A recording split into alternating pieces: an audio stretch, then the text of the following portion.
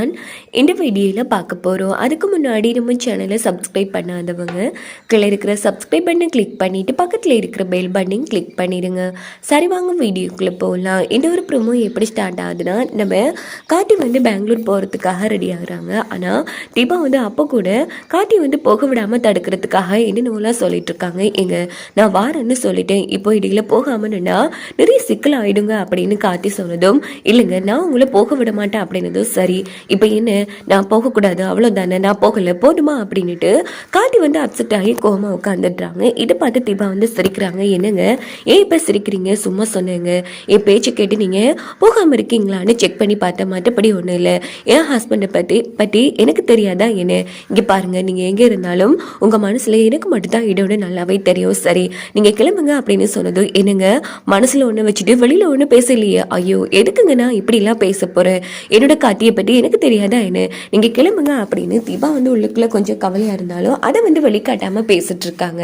அப்போ நம்ம கார்த்தியும், சரிங்க உடம்பை பார்த்துக்கோங்க, எது பிரச்சனைனா எனக்கு உடனே ஃபோன் போட்டு சொல்லுங்க அப்படின்னு சொன்னால் மட்டும் உடனே நீங்கள் கிளம்பி வந்துடுவீங்களா அப்படின்னு தீபா கேட்குறாங்க. என்னங்க உங்களுக்கு ஒன்றுனா நான் வரமாட்டேன்னா என்ன, கண்டிப்பாக வருவேன் அப்படின்னு சொன்னதும், அதெல்லாம் ஒன்றும் ஆகாதுங்க, நீங்கள் பயப்படாமல் போயிட்டு வாங்க அப்படின்னு சொல்லி தீபா வழி அனுப்பி வைக்கிறாங்க. அப்போ கார்த்தி கீழே மீனாட்சி மைத்திலிக்கிட்டேலாம் அண்ணி தீபாவை நல்லபடியாக பார்த்துக்கோங்க அப்படின்னு சொன்னதும், கண்டிப்பாக தம்பி உங்கள் பொண்டாட்டி ஒன்றும் இடைச்சி போக மாட்டா அப்படின்னு சொல்லி அவங்க ஒரு பக்கம் கலாய்ச்சிட்டு இருக்காங்க. அதுக்கு தீபாவே பரவாயில்லைங்கிற மாதிரி கார்த்தி ஃபன் பண்ணிட்டு அவங்களும் அங்கேருந்து போயிடுறாங்க. இதே நம்ம ரம்யா செம்ம ஹாப்பியாக இருக்காங்க. கார்த்தி இன்னைக்கு நம்ம 2 பேரும் சேர்ந்து போகிறோம், ஸோ இந்த 3 days என்னால் மறக்கவே முடியாது. போகும்போது எஸ்ட் நம்ம லேபர் எம்டியாக தான் போகிறோம், ஆனால் வந்த உடனே கண்டிப்பாக நம்ம 2 பேரும் கல்யாணம் பண்ணிக்கிறோம், ஸோ நம்ம ஹஸ்பண்ட் அண்ட் ஒய்ஃப்ங்கிற மாதிரி செம்ம ஹாப்பியாக இருக்காங்க. இன்னொரு பக்கம் நம்ம கார்த்தி ரம்யா சேர்ந்து ஃபேக்ட்ரிக்கு போகிற விஷயம் நம்ம ஐஸ்வர்யாவுக்கு தெரிய வருது.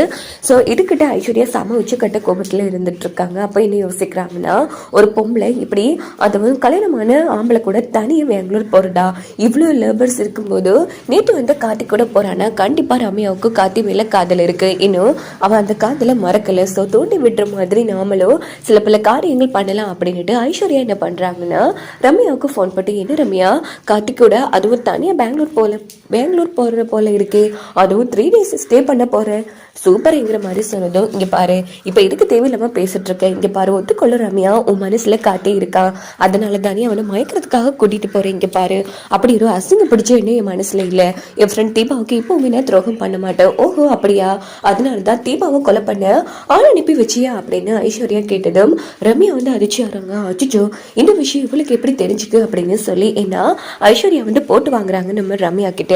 ஏய் என்ன பேசிட்டு இருக்க, தேவையில்லாம பேசிட்டு இருக்காது, இங்க பாரு ரம்யா உன் வாய் தான் சொல்லுது, ஆனா உன் மனசு உண்மையை பொதிக்குது ரம்யா, இங்க பாரு கூடிய சீக்கிரமே நீ கார்த்தியை காதலிக்கிறன்னு வாயாலினா வரவழைக்கிறான், ஆனா ஒண்ணு மட்டும் தெரிஞ்சுக்கோ, கார்த்தியை மயக்கிறது அவ்வளோ ஈஸி கிடையாது, அவன் தீபா மேல உயிரைய வச்சிருக்கான், இருந்தாலும் நீ முயற்சி பண்ற, ஆனா அந்த முயற்சியில இந்த ஐஸ்வர்யாங்கிற பலம் இருந்தா மட்டும்தான் உன்னால கார்த்தியை அடைய முடியும், இல்லைன்னா நீ 3 days போய் ஸ்டே பண்ணியும் எந்த ஒரு பிரயோஜனமும் இல்லைங்கிற மாதிரி சொல்லிட்டு ஐஸ்வர்யா போனை வச்சிடுறாங்க. என்ன இது இவ இப்ப கண்டுபிடிச்சிட்டா, ஸோ நம்ம மேல சந்தேகம் வந்துருச்சு, எப்படியோ இவகிட்ட கொஞ்சம் உசாரத்தான் இருக்கணுங்கிற மாதிரி ரம்யா அந்த இடத்துல முடிவெடுக்கிறாங்க.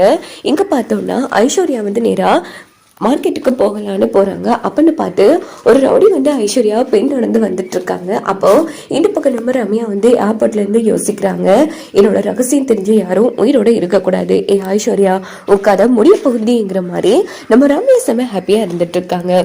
ஸோ அதுக்கு முன்னாடி நம்ம ரம்யா பெங்களூர் போகிறதுக்குள்ள ஒரு ரவுடி அனுப்பி வச்சு நம்ம ஐஸ்வர்யா கொலை பண்ண திட்டம் போடுறாங்க. அப்பன்னு பார்த்து அந்த ரவுடி நம்ம ஐஸ்வர்யா கிட்ட பம்பளுக்கிற மாதிரி பம்பளுக்கு கத்தியால குத்தலான்னு போகிறாங்க. இதை பார்த்து ஐஸ்வர்யா செம்மையா அதிர்ச்சியாகி அங்கிருந்து ஓட ஆரம்பிப்பாங்க. இப்படி வரக்கூடிய கதைகளுக்கு கொண்டு போக வாய்ப்புகள் இருக்கு.